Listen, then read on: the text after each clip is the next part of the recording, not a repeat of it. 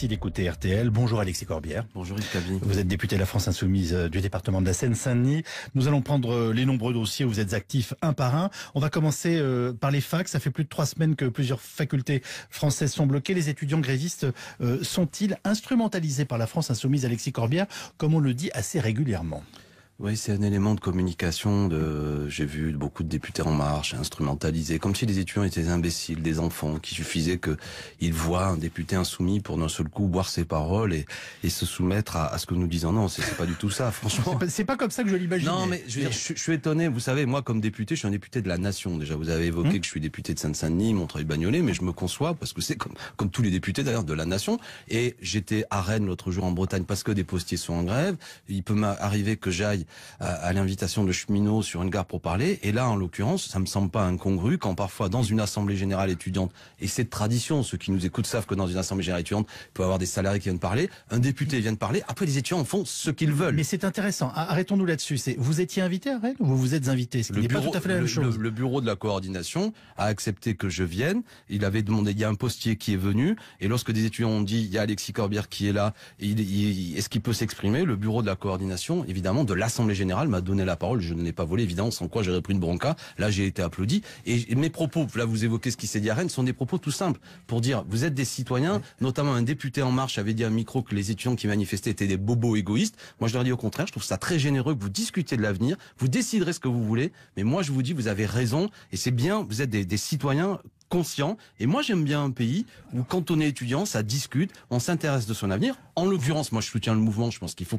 continuer, notamment ce système de Parcoursup est absurde. Va continuer à sélectionner les étudiants. Beaucoup d'enseignants disent qu'ils ne pourront pas gérer, notamment ces lettres de motivation qui ne seront pas lues, etc. Bon, mais de toute manière, mon rôle n'a jamais été de prendre la direction. Enfin, moi ou mes amis, ce serait absurde. Ce serait presque une farce d'imaginer qu'un député. Très bien. Vous nous dites que vous n'allumez pas le feu.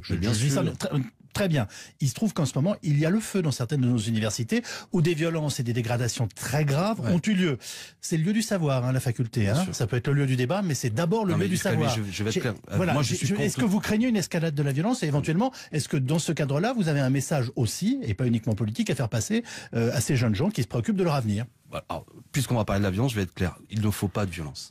Bon, déjà, il y a eu des violences de groupuscules d'extrême droite qui ont agressé. C'est d'ailleurs un élément déclencheur, notamment à Montpellier, avec y compris la responsabilité du doyen d'une fac de droit. Mais si d'autres forces politiques, etc., sont violentes, bon, c'est absurde. Il ne faut pas. Bien qu'on a retrouvé des cocktails Molotov. Non, mais c'est pas Éric Coquerel qui les a amenés. Je dis tout de suite. Mais il faut pas ça. Je veux dire, moi, il y était. Moi, je suis issu d'une génération militante. On avait commencé en novembre et décembre 1986. Vous voyez, c'est il y a longtemps contre le projet de Vaquet. Et un grand mouvement étudiant. La force de la jeunesse, elle est forte si elle se mobilise massivement, pacifiquement, qu'elle fait entendre justement sa détermination. Et la violence, non seulement ne sert à rien, est absurde, mais même, pardon d'être un peu, parfois, est utilisée contre le mouvement, parce que personne ne veut la casse, personne ne veut d'insultes, y compris le bombage l'autre jour qu'il y avait, j'ai vu sur l'université anti-policier, est absurde.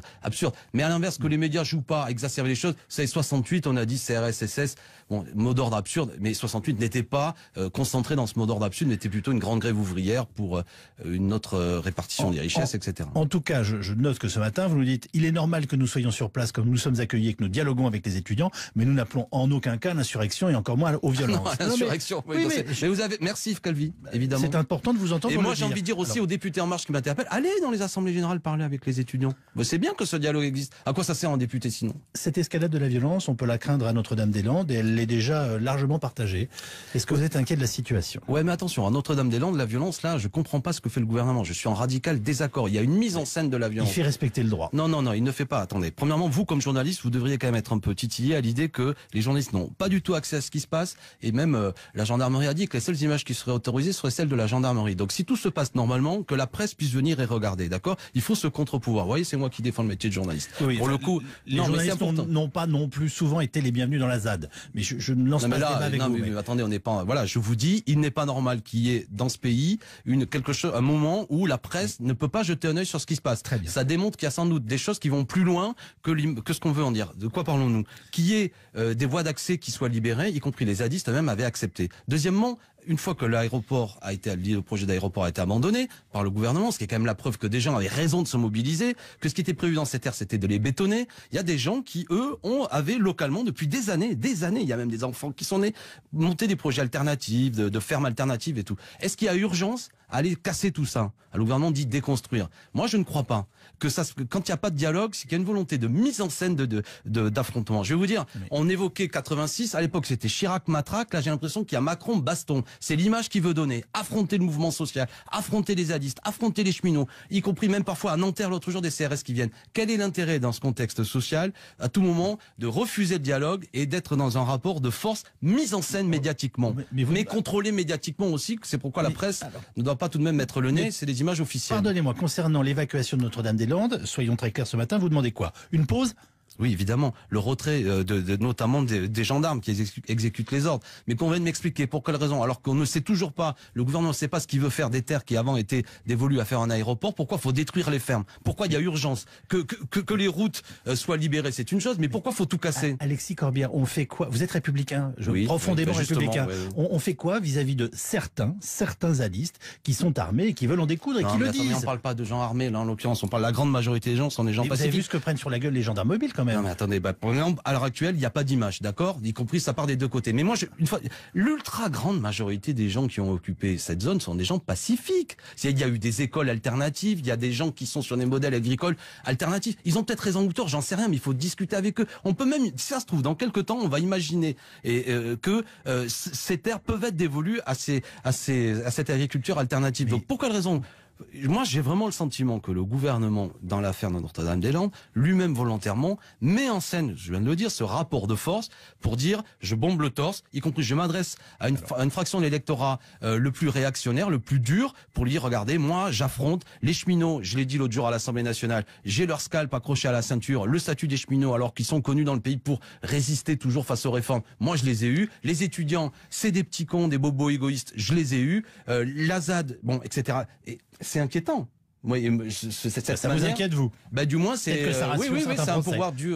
En quoi ça rassure les gens que des gens qui avaient une ferme alternative avec des petits moutons se voient à coups de rangers se virer? Que vous m'expliquez, vous savez, même les gens qui sont.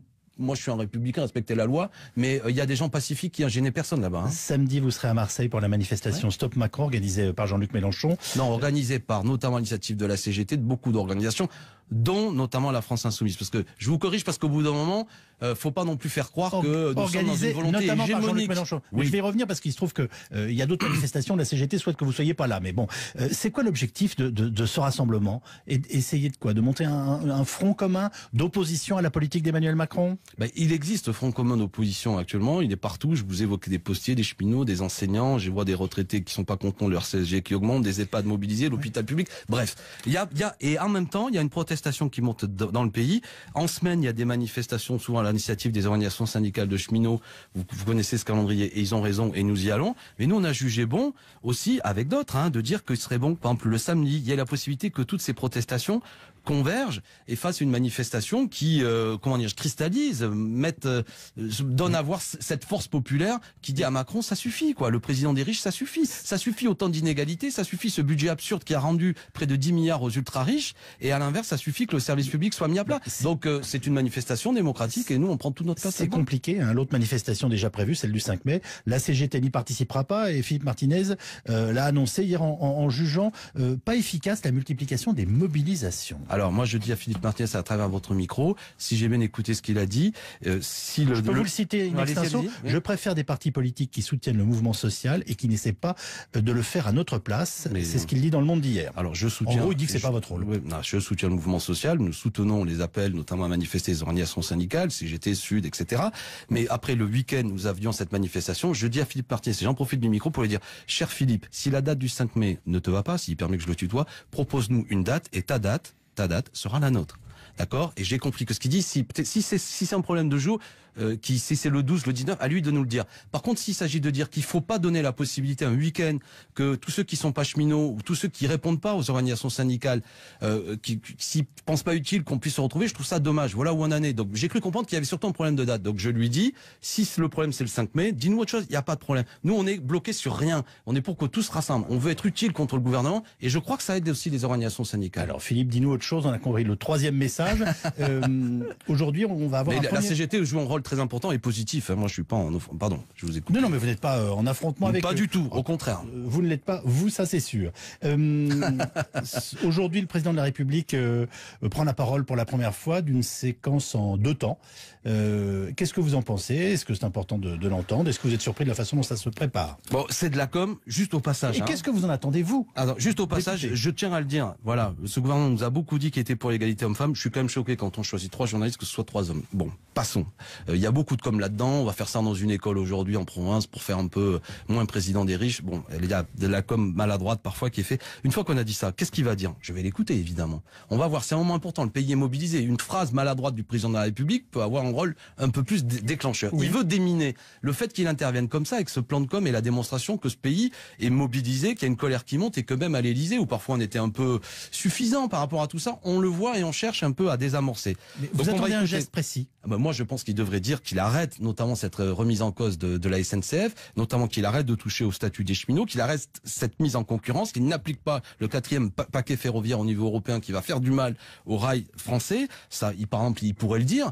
S'il vient uniquement pour dire qu'en gros, tout va très bien, Madame la Marquise, que c'est uniquement un problème de communication et le bon Manu, président des Français, va mieux expliquer les choses que son gouvernement, je crois qu'il n'aura pas compris. C'est pas un problème de communication. Monsieur Édouard Philippe a le verbe clair, tout comme Emmanuel Macron de manière générale, ou ses ministres. Donc, vous voyez ce que je veux dire? Je ne crois pas que le problème soit une question d'explication, comme je l'entends parfois.